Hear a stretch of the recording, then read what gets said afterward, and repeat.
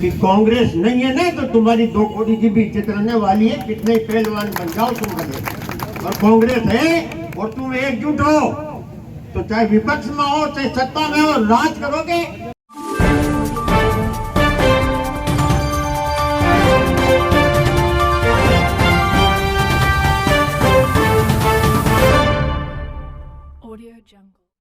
एक राष्ट्रीय मुद्दा जो पूरे देश में जिसने कांग्रेस को एक आक्रामक रूप अपनाने के लिए बाध्य कर दिया, भारतीय जनता पार्टी का शीर्ष नेतृत्व ये तो माध्यम है कि बिट्टा ने कहा, किसी मंत्री ने कहा, लेकिन ये सारी साजिशें मोदी जी के नेतृत्व में अमित शाह के द्वारा प्रायोजित, ये तो माध्यम है। योजनाबद्ध ढंग से नेतृत्व को किस प्रकार से दूर दूसरित कर नुकसान पहुंचाया जाए, इसमें हाथ से नहीं। भारतीय जनता पार्टी का शीर्ष नेतृत्व वर्षों पहले अरबों रुपया खर्च कर की पूरी कोशिश कर चुका है।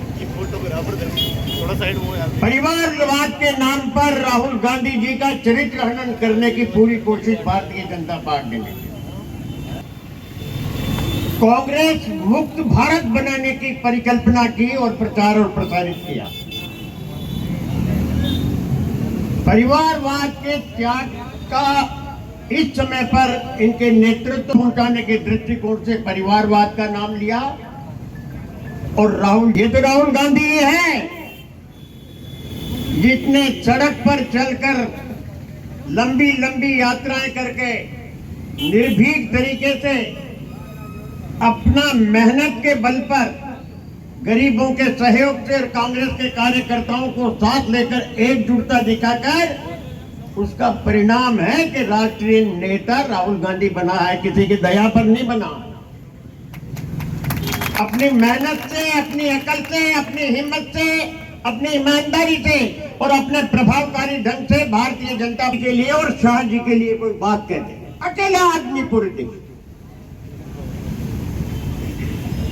तो कैसे उसका नेतृत्व कमजोर हो? जब से लोकसभा के चुनाव हुए हैं ना, जब से मोदी जी और शाह जी मानसिक संतुलन हो चुके, बोलो। और जैसे किसी भूत का डर लगता है ना अपने सपने में, बोलो, वैसे राहुल गांधी के भूत का डर भारतीय जनता पार्टी को सता है। और रात में नींद नहीं आती राहुल गांधी के नाम पर। चाहे अमेरिका में जाके अपनी बात कहता हो, चाहे देश में कहता हो, चाहे कोटा में कहता हो, चाहे दिल्ली में कहता हो, मानसिक रूप से पूरी सरकार को अस्थिरता की ओर ले जाने वाले का नाम है राहुल गांधी। ये जानते हैं कि राहुल गांधी हमारी सरकार को गिरा सकता है।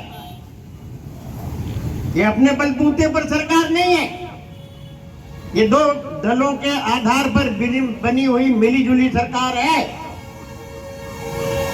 मंडल का गठन हुआ था जब प्रधानमंत्री के बातें चली थी, जब भी अस्थिरता का दौर आ गया था, चाहे वो चंद्रबाबू नायडू हो और चाहे बिहार के नीतीश कुमार जी, हलचल मच गई थी। सारी शर्तें उनकी मानना पड़ा, सारा पैसा उन दो प्रदेशों को देना पड़ा और पूरे देश के दूसरे प्रदेशों का उन्होंने सत्यानाश कर दिया। ये डर है। अब सवाल राहुल गांधी का नेतृत्व देखो, राहुल गांधी एक अजीब किस्म का एक अलग लड़का है, न डरता है और न किसी की परवाह करता है। उसके सारे बड़े बड़े साथी, चाहे वो सिंधिया जी हो और चाहे दूसरे साहबान हो, चाहे उनके गले में गलबट्टी बांध करके घूमने वाले हो, चाहे उनकी चरण वंदना करने वाले हो, सारे के सारे तकलीफ के समय कांग्रेस छोड़ करके चले गए, तो भी राहुल गांधी हिला नहीं है। ये तो आदमी हिल जाता है, अपना छाती टूटता है, तकलीफ तो आती है ना, मन तो कमजोर होता है। नेतृत्व तो वही कर सकता है जिसमें अपने नफे नुकसान की कोई चिंता ना हो। जो लाभ की राजनीति सोचेगा वो भारतीय जनता पार्टी के नेतृत्व से मिलेगा, चुपचाप बैठ जाएगा, शोरगुल नहीं करेगा, उनके खिलाफ नहीं बोलेगा। अभी यही है ना, आदमी बिरला जी के खिलाफ नहीं बोलते, अपनी आइए।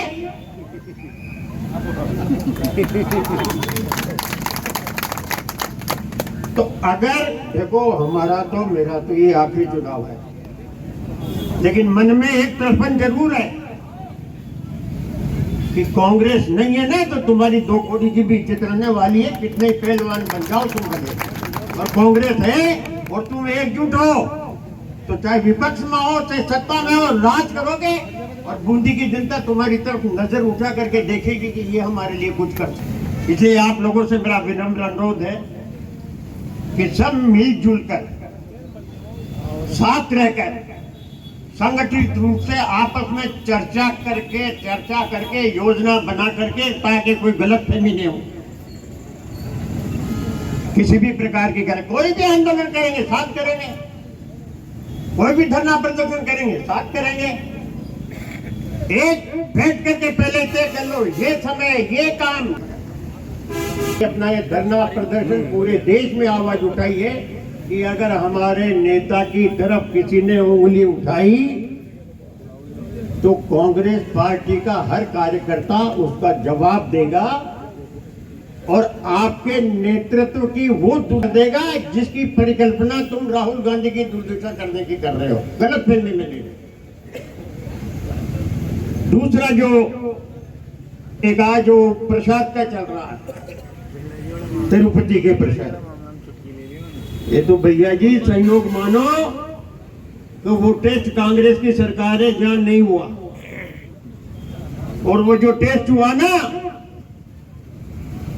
वो है नायडू साहब जो एनडीए के भाग हैं, जहां हिंदुओं की आस्था के साथ चोट की जा रही है, जहां मछली का तेल और अप्रत्यक्ष रूप से गोमांस का भक्षण कराया जा रहा है। ये वो है एनडीए की सरकार जिसका समर्थन मोदी जी को है। मोदी जी कह रहे ना, कह रहा है अगर अपनी सरकार कहीं न कहीं ये कर दे तो ऐसा धरना और ऐसा प्रदर्शन करते ही है, ये देख लो हमने कहा ना हिंदू विरोधी है, देखना हमारी आस्था पर चोट पहुंचाने वाली है। मोदी जी चुप क्यों है? अभी कल ही टीवी पे आया था, उस पे आज तक पे बहस चल रही थी, अरे यार जितना देसी घी बिक रहा है उतना तो दूध ही पैदा नहीं होता। और रामदेव जी तो उसमें छाछ भिगो करके और घी निकाल करके बेचने का विज्ञापन दे रहे हैं, और भारत सरकार सब सोई हुई है, उसमें से घी निकाल रहे हैं। सारी जितनी भी घी पैदा करने वाली प्रोडक्ट कंपनियां हैं उनके सील डिब्बोका जब्त करके उनका सब जगह टेस्ट करा पूरे ही देश। जब पता लगेगा कि इसमें घी में क्या है, घी में चर्बी है, फिर में मछली का तेल है, फिर में गाय की चर्बी है, ये तो टेस्ट उन्होंने किया जिससे पता लगा। व्यवसाय बना दिया ये लड्डू बांटना भी लोगों ने। तो धार्मिक आस्था पर चोट पहुंचाए तो मोदी जी चुप रहा। लंबी चौड़ी बात करने के बाद रहा अपना स्थानीय मामला। सबसे पहले तो भैया जी ईश्वर को धन्यवाद दो कि भरपूर बरसात कर, सारे ताल तलैया सारे बांध, साले ट्यूबवेल अपने आप पानी ऊपर फेंक रहा। जहाँ 400 फीट में पानी नहीं निकल रहा था वहां हमारे घरों में ऊपर पानी फेंक रहा है। तो पहले तो कुदरत को, ईश्वर का बहुत आभार धन्यवाद कि हमारे बूंदी जिले पे कृपा की, लेकिन थोड़ी ज्यादा कर दी कई जगह। तो न उड़द की फसल न दूसरी जो अपनी जो फसलें वो नहीं हुई। अपन शुरू से मांग करते रहे। देखो बीमा कंपनी और बैंक चुपचाप इंश्योरेंस का पैसा काट लेता है, किसान को पता ही नहीं है। बीमा कंपनी से पूछो तो हमारे पास आया नहीं, और बैंक उसमें केसीसी के नाम से कटौती कर लेता। तो इसके लिए किसानों के लिए आवाज उठाई। कांग्रेस पार्टी ने उठाई, भाई अशोक ने इसमें विशेष दिलचस्पी ली। तो हमको किसानों की लड़ाई लड़ना है, उनको उचित मुआवजा मिले, उसका संघर्ष करना है। संघर्ष अभी कोई 2 महीने का नहीं है, पूरे 4 साल का, 4 साल का संघर्ष। सरकार वो अभी सड़कें टूट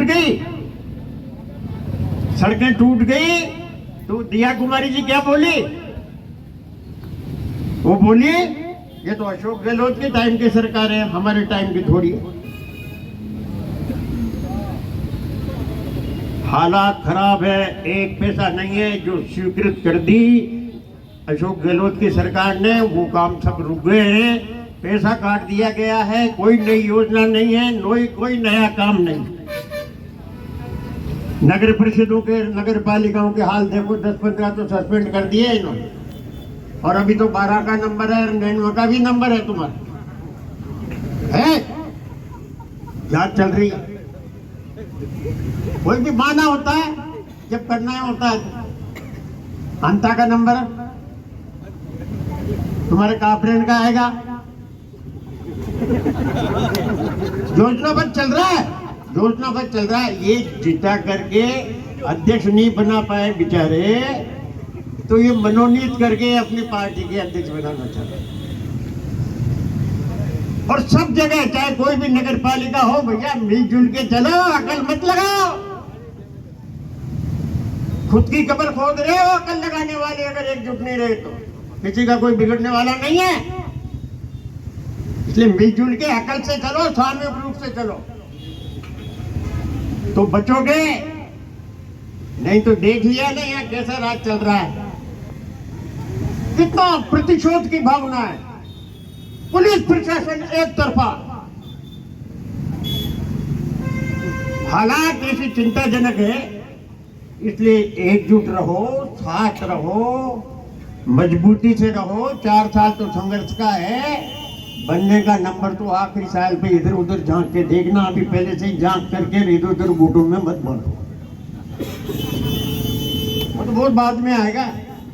अभी तो पंचायती राज आएगा, तो पंचायती राज का चुनाव आने वाला है, तो हम तीनों की तो है ही, लेकिन सबसे ये भी विनम्र अनुरोध है कि हर जगह हर आदमी तैयार नहीं हो जाए, तो फिर जीतेंगे भी कैसे? पंचायती राज आ रहा है, पंचायती राज पे कब्जा बनाए रखना है, अपन को प्रधान बनाना है, प्रमुख बनाना है।